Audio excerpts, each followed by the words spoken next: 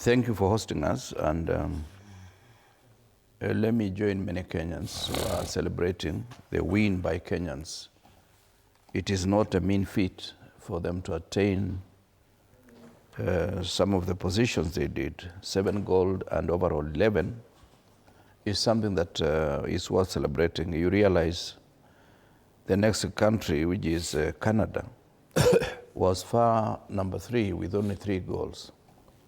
But what is important insofar as athletics and sports are concerned is what we have repeatedly said: we need to have serious policy consideration so that we reward every talent that a Kenyan has.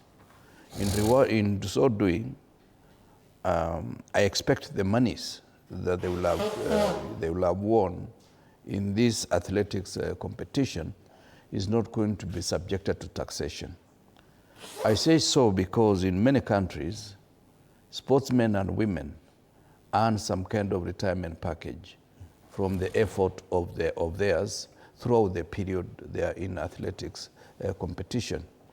Because to be an athlete, your lifespan can hardly go beyond 8 years. If you are lucky, you may get to 10 or so. And this therefore means many of our sportsmen and women who have done so well in the past, they have not been rewarded in their real life. So I do expect, other than what the president did the other day, by rewarding those who won, those who are playing in the CHAN games, I'm not even asking for some kind of reward for them directly. I'm only worried because some of the promoters will take some of this money. And when they get here, Kenya Revenue Authority will be waiting for them as if this is money that they earned out of doing nothing. I strongly believe in Ethiopia here, and that is a very typical example, is that when a sportsman or a sportswoman wins certain amount of money, they actually advance him a soft loan and direct him to the kind of investment he can do or she can do to earn a living in real estate. For example, Kabre Haile Selassie and Kananisa Bekele. Haile Gabre has about 4 hotels in Addis Ababa and 1 in Awasa. And Kananisa Bekele, because he has been on and off for quite some time, there was a building that he was putting up. And what they do, it is when you get the first client, if it is a hotel, for example, that now they levy you the kind of, you repay the loan. Otherwise, they freeze interest for the period you are building, and once you are through, they release that. I feel this is something that can be put into policy so that we just don't use knee-jerk reaction. Today you are rewarding this team, tomorrow you are not rewarding the other. Okay. Yep. Senator, it's very interesting that sports over the past 1-2 months has come out as one of the best paying for Kenyan sportsmen. We saw the Harambee Stars and the money they made. Now, if you look at the breakdown on the front page of Taifa Leo, talking about how much money this winners made in Tokyo, Japan, it's very impressive. One of the athletes made 24 million shillings in Japan, and they expect more from the president once they arrive back home. But what is lost on many people is that the advancement of sports in Kenya is still yet to be properly structured within what we do. And many people may not know that sports is actually a devolved function, that it is counties that should be promoting sports. Do you feel that there's a gap, there's so much we still need to do to actually mainstream sports so that more people can actually earn through their talent?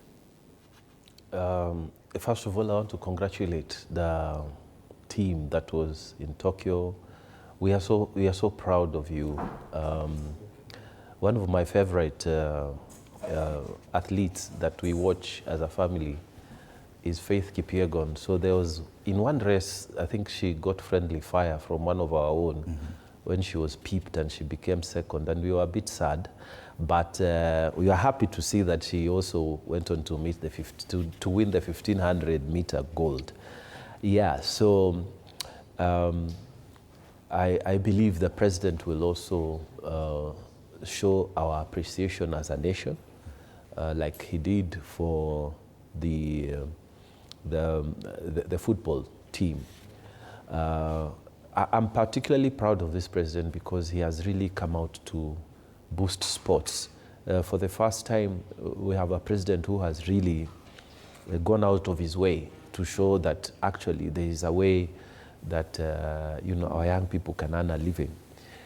But let me dwell on this issue of the sports in counties. We as senators are supposed to be oversighting counties and protecting counties at the same time. One of our main functions is to make sure that monies are devolved to the counties. But unfortunately, when the monies come to the governors, it is not part of our mandate in the Constitution to make arrangements how much money goes to which functions. But yes, you are right, sports is there.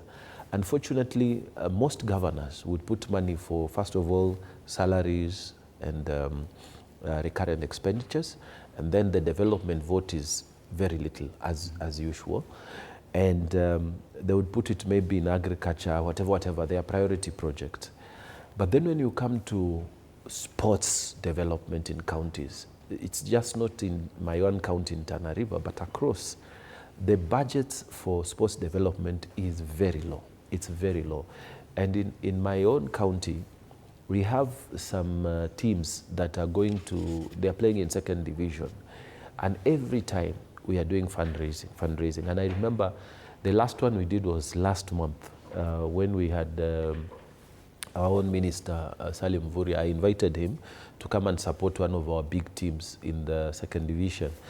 And he didn't come in person, so I ended up being the guest of honor, but he sent us a good contribution to support that team. So we have decided as senators to pass a bill that would force governors to put a small percentage of the development vote into sports, because we believe that if this is done, then they will develop sports across the counties. So this is our thinking, and there's a bill this is being processed in the Senate, and I hope that it gets the support that it requires. Many of us, I think, agree with it. But the proposal is that some monies should be, ring-fenced for development of sports in villages, in whatever, creating sports academies, having nice sports complexes. We appreciate what the national government is doing because they got some money and they are putting up stadiums and sports complexes in counties, and it's supposed to go in phases. But strictly speaking, that grant will come to an end. And like's been said before, what we need is something that is sustainable, a policy or law that is sustainable. It means that in 10 years, we still know there's this money which will develop soccer in our villages, basketball, and games like athletics and so on. So from our side, that's how we are looking at it. And we hope that once this becomes law, then it will set a standard for the rest of other games. Right. Wakili Kibe Mungai, you've seen how the president has acted and his interaction with sportsmen and women, especially the Harambee Stars during the Chan tournament. And he faced some criticism that he's purely seeking to extract political dividends from that. Probably even in his welcoming back home these athletes from Tokyo, he'll do the same. Are we saying that beyond the politics or political optics, there's nothing else to be gained from this? Because, as we were discussing, Senator, this is supposed to be something that's across the country, from the county level. But all we are seeing these discussions is only at the national level. Yes, it's true. And I start by congratulating our athletes for their very marvelous performance. And when you look at that performance, much as we must appreciate it very much, you start also imagining it could have been better if our men traditionally, you saw like all the goals, the women have overperformed. I don't even think there is any other set of women or men who have performed as well as the Kenyan athletes have, sweeping all the long distances. I think it's an incredible performance. I congratulate them and the entire team. And of course, I would like to hear exactly what are the good reasons that compared. You know, a long time ago, almost all the medals would be won by our boys. But now, for the first time, I saw there is that difference. And probably we shall hear why. I'm curious to know what's the issue. Having said that, I think the question you are posing is good, that there is still an element in which sports is politicized. That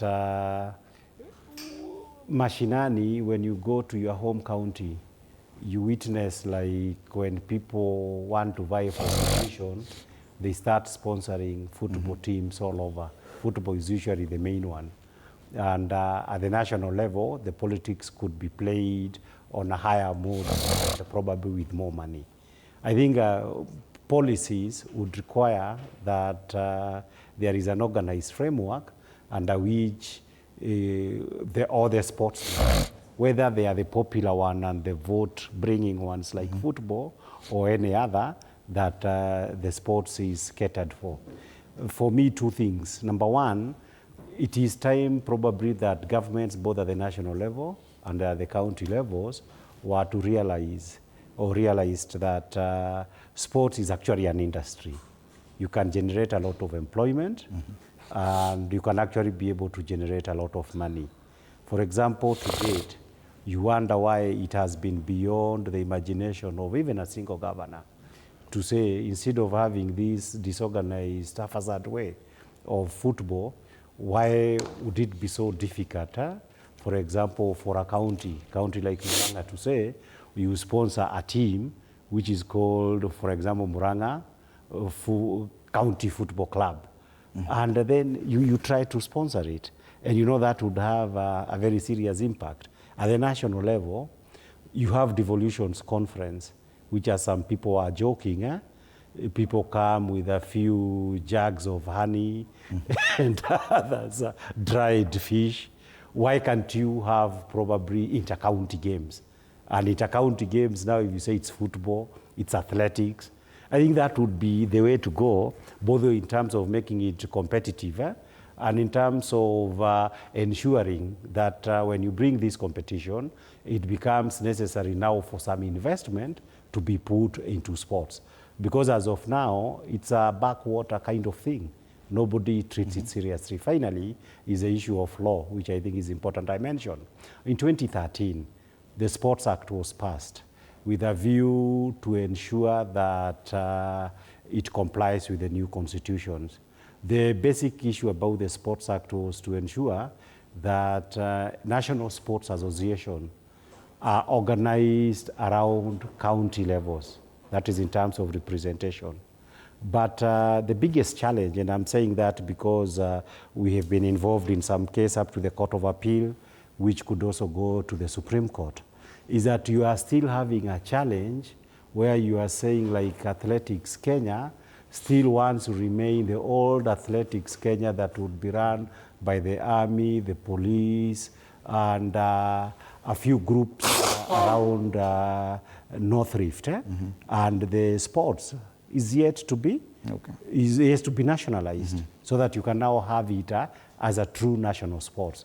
That challenge, I hope, now that my friend Honorable Mungatana is here, that somehow there'll be solutions for that other than the court fights that we have had. Right. But sports, my argument is, the Constitution has provided the framework, the Sports Act has also improved it, but the implementation of it is still wanting. Definitely an opportunity for Kenyans to enjoy the pride that comes with winning the medals, but also an opportunity for the athletes themselves to bag in some cash. For example, Paris Jepchirchir and Beatrice Chebet earned 24 million shillings from Tokyo, and probably with the addition from what she's going to get back home, it will get probably very close to 30 million shillings. And opportunities there. Most of our dailies giving prominence to the wins in Tokyo. Let's take a short break. When we come back, we'll take a look at the local politics. You're watching